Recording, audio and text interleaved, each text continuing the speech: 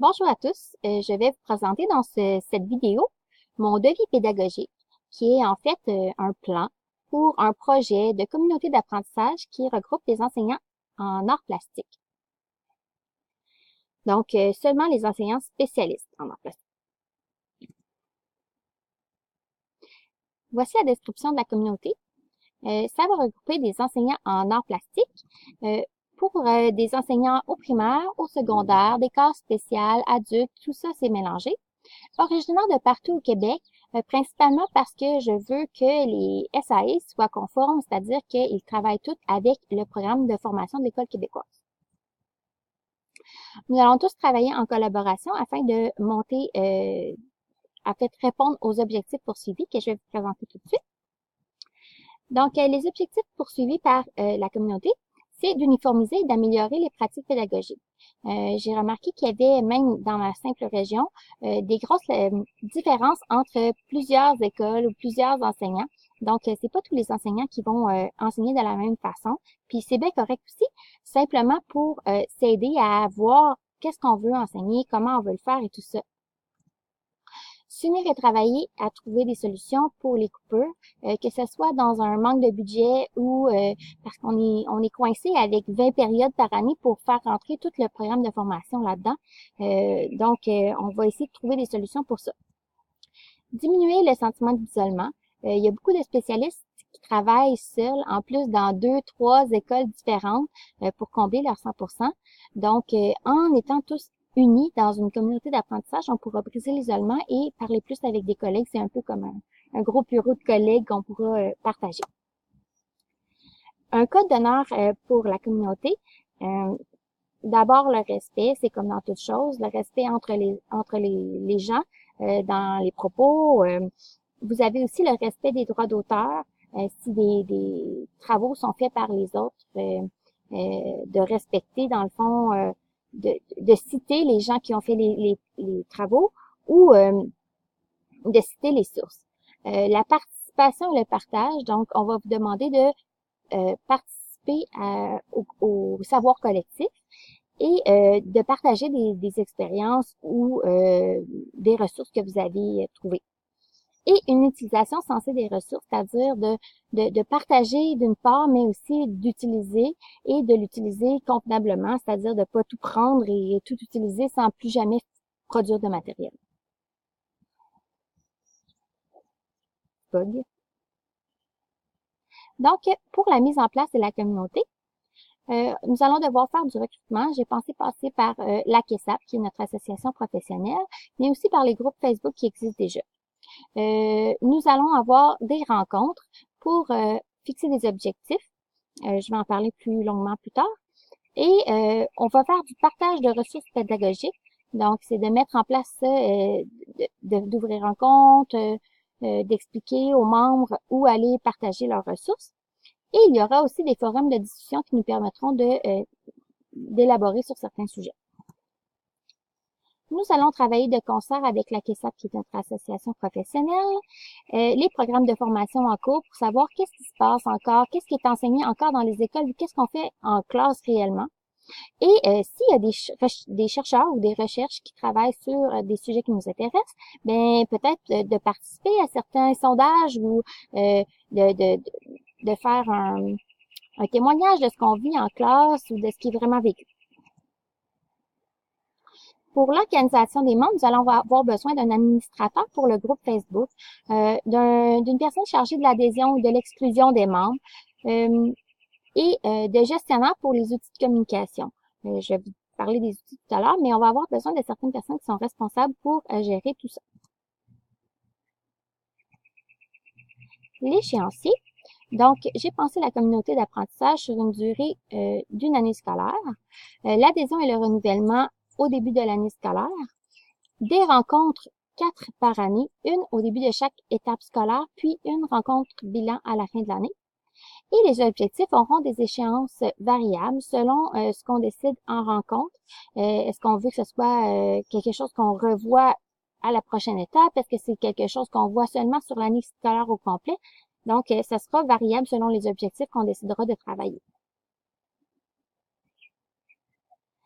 Pour les moyens que nous allons utiliser. Tous ces moyens, tous les moyens que je vais vous proposer, ça, ça met de l'avant le partage, l'entraide, l'organisation des idées et la communication.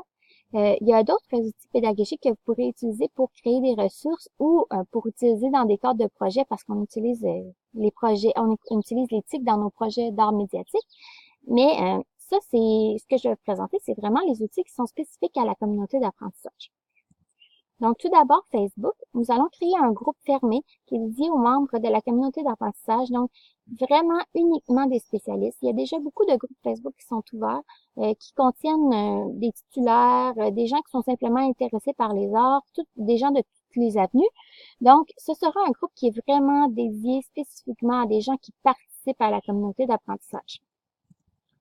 Ça va vous permettre de partager, de parler, de créer des liens professionnels, comme tout groupe Facebook le fait. Ensuite, nous allons avoir une page Pinterest qui est dédiée à la communauté d'apprentissage. Vous allez pouvoir retrouver des idées par tableau concernant des notions théoriques, des sites web de référence, des artistes. Ce sera très utile pour aller à la recherche d'idées pour vos projets, mais aussi pour vous inspirer pour vos notions théoriques. Toutes les SAE que nous allons créer, nous allons les déposer dans Learn.Plan, qui est un logiciel, un outil dans le fond, qui permet de rassembler des SAE, d'en créer sous un modèle bien défini et de les partager en mode privé. C'est-à-dire que c'est seulement les personnes qui ont accès à notre compte Learn.Plan qui auront accès à vos SAE. Donc, vous allez devoir contribuer à cette banque-là.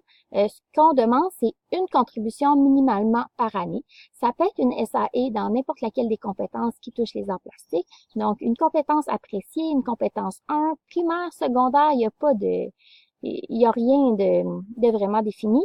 Cependant, une par année minimum pour avoir accès aux autres.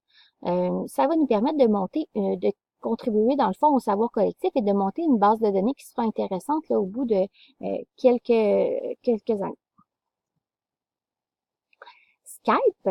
Donc, nous allons utiliser Skype pour faire des rencontres synchrones, c'est-à-dire tout le monde en même temps. Nous allons en faire 3 par année scolaire en début de chaque étape, puis une seule à la fin pour faire un bilan, savoir les objectifs dans le fond qu'on reporte d'une année. Est-ce qu'on a encore besoin de la communauté d'apprentissage? Est-ce qu'elle a répondu à nos besoins ou est-ce qu'il y a des choses à améliorer dans cette communauté-là? Ça va nous permettre aussi de peut-être organiser des événements. Est-ce qu'on veut se rejoindre pour la KESOP? Est-ce qu'on veut participer, faire une conférence? Est-ce qu'il y a des gens qui veulent proposer, par exemple, de faire des tutoriels, c'est-à-dire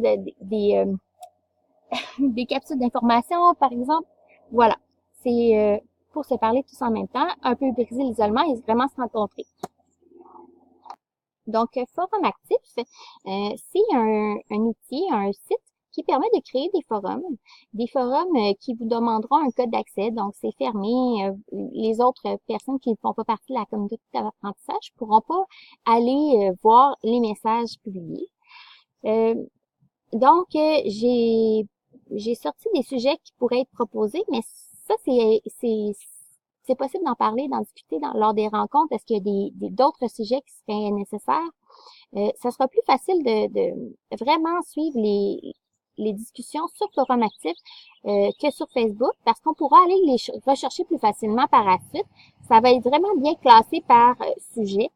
Donc, si vous voulez faire de l'échange de matériel, par exemple, vous avez des cartons, vous les utilisez plus, mais vous auriez vraiment besoin d'argile, c'est très utile quand on manque de budget, de pouvoir échanger du matériel. On arrive dans des classes, puis des fois, c'est pas les matériaux que nous, on a commandés ou qu'on est habitué de travailler avec, donc c'est utile. Discussion sur les pratiques pédagogiques, idées, astuces, questions techniques, présentation des membres, et sujets à déterminer, d'autres sujets à déterminer lors des rencontres que je vous ai dit tout à l'heure. Finalement, SlideShare, qui est un programme de présentation un peu comme PowerPoint.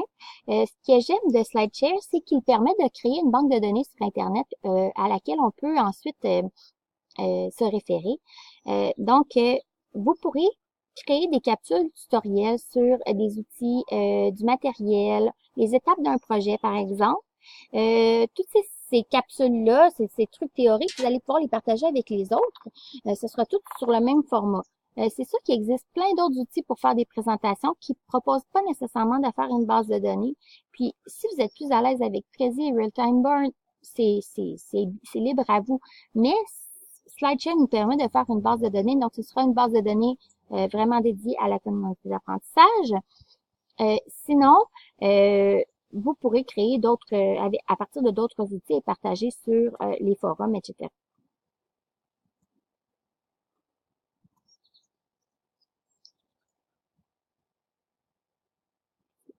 En conclusion, donc pour conclure, c'est une communauté qui, je crois, est nécessaire pour vraiment là, la principale raison, briser l'isolement, se rallier, trouver des façons de vraiment enseigner, améliorer nos pratiques, voir ce qui se passe dans les autres écoles, puis peut-être trouver des nouvelles idées. Et j'espère que vous allez participer à ce merveilleux projet.